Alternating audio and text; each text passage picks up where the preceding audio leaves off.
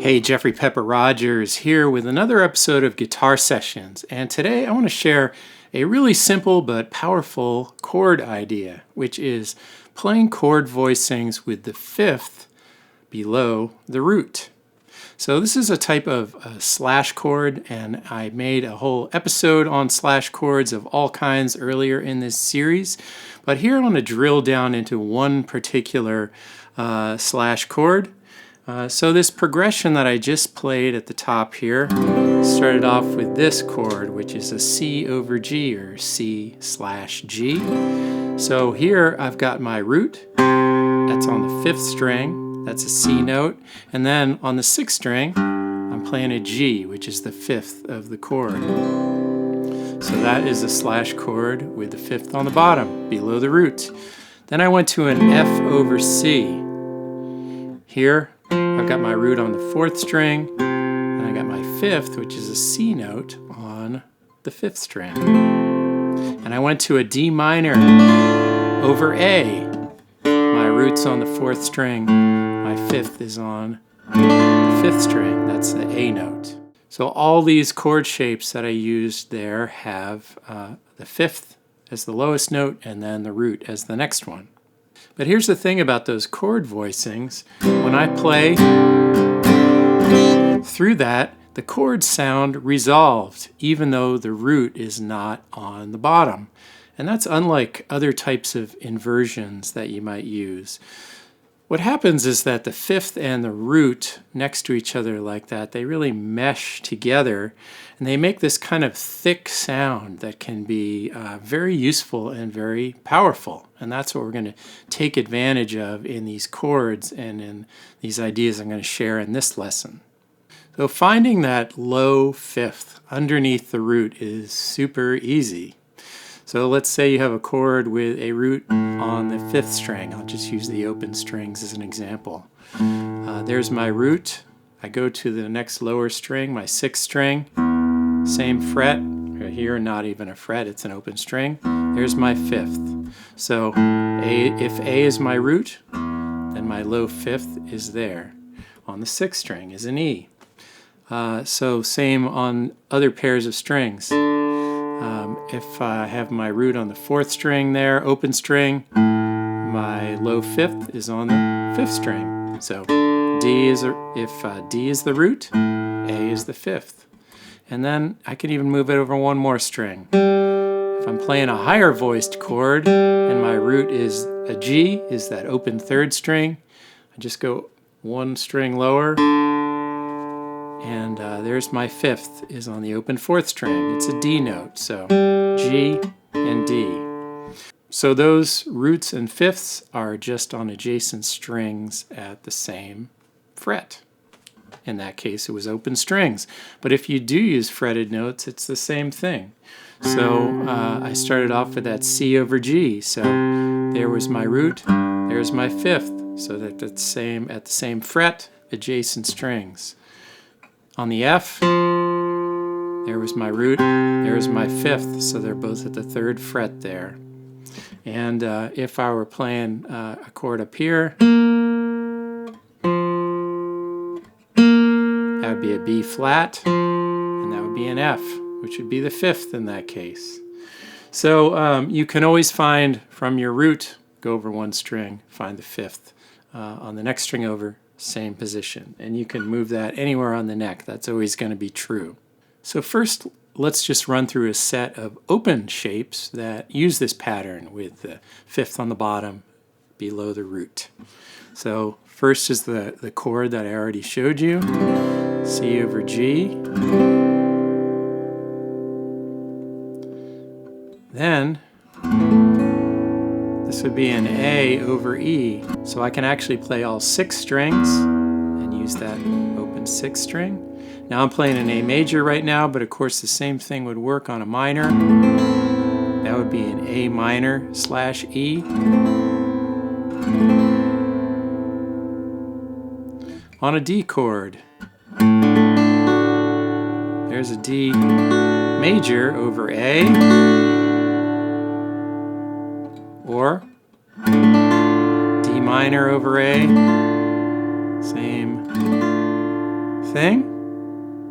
Now if I were to, on a G chord, because usually I'm playing my root down here at the 6th string and I don't have another string lower than that, so I'm going to just, for this example here, use my 3rd string as the root, and then I'm just going to add that D below it. So there's a kind of high-voiced G chord with a D on the bottom, so G/D. Then on an E chord, usually I'm playing that open string on the bottom as the root, but if I take that out, so that I'm going to use the 4th string 2nd fret here as my root on the E, so that's an E note there. Then right here I got a B note on the 5th string, that's my 5th. So if I just play a regular E shape but don't play the 6th string, that gives me an E/B, E over B. So that's another one of these types of voicings. And now for some closed or movable shapes. So first is the one I was using in the intro to this lesson, this F over C. So you think of this as part of a, would be an E-shape bar chord at the 1st fret. So it's giving me an F chord there. But I'm not playing the bar, I'm just playing the middle 4 strings in this case. And it is giving me an F/C. But of course there's no open strings in that as I'm using it, so I can move it up 2 frets and get a G/D, A/E, etc. I can move it anywhere on the neck. Now I could bar and include the 1st string if I wanted to, but I like to use in many situations that voicing on just the middle 4 strings. It's a nice tight chord voicing. So the same would be true of minor chords. So this is an F minor over C. Again, it's like a E minor shape bar chord here, but I'm leaving out the 6th string. So I'm playing it as an F minor/C. And that's a completely movable shape. There's a G minor/D, A minor/E, etc. So to another set of movable shapes, you've got your A shape bar, which on a C would be this right here. So if I do this at the 3rd fret, but I include that low G note, would have this C/G.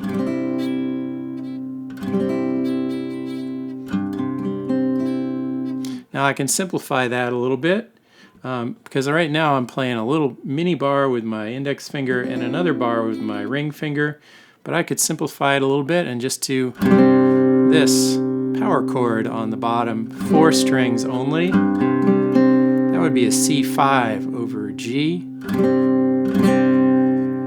a useful shape. So the same thing applies to, those were A major bar chord shapes, the same would apply to minor. So for C minor, if I include that 6th string, I have a C minor/G, and of course can move it, D minor/A, E minor/B, etc.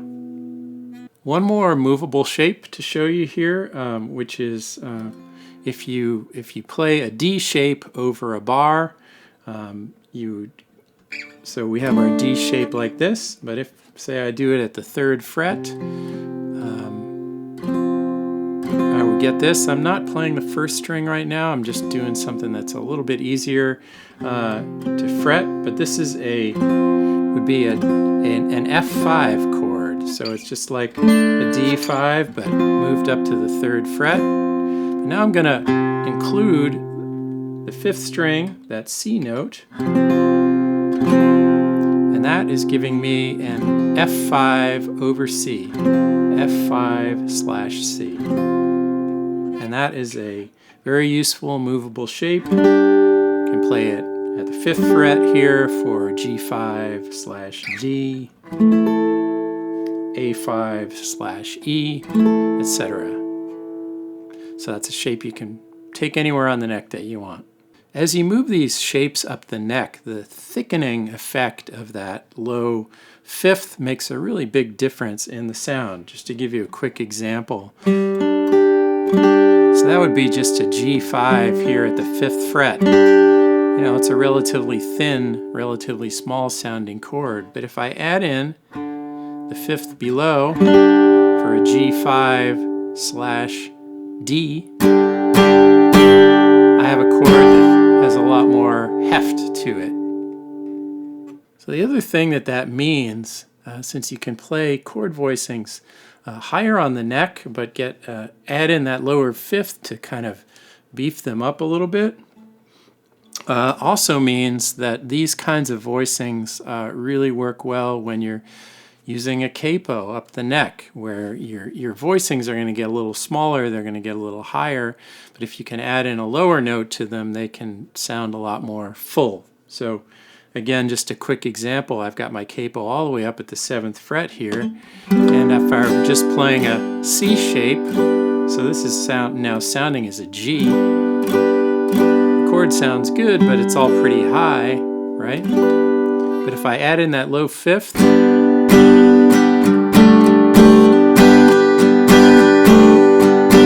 I get a much fuller sounding chord. If I were playing rhythm, strumming that chord or something, that would tend to feel a lot more substantial than if I were just keeping the root on the bottom. So when you want to thicken or deepen the sound of a chord, keep that trick in mind and try adding in the low 5th below your root. It will make the chord sound more substantial while still sounding like the root is on the bottom, even though it's not. So give it a try. I hope you find this useful. Thanks a lot for watching. I'll catch you next time.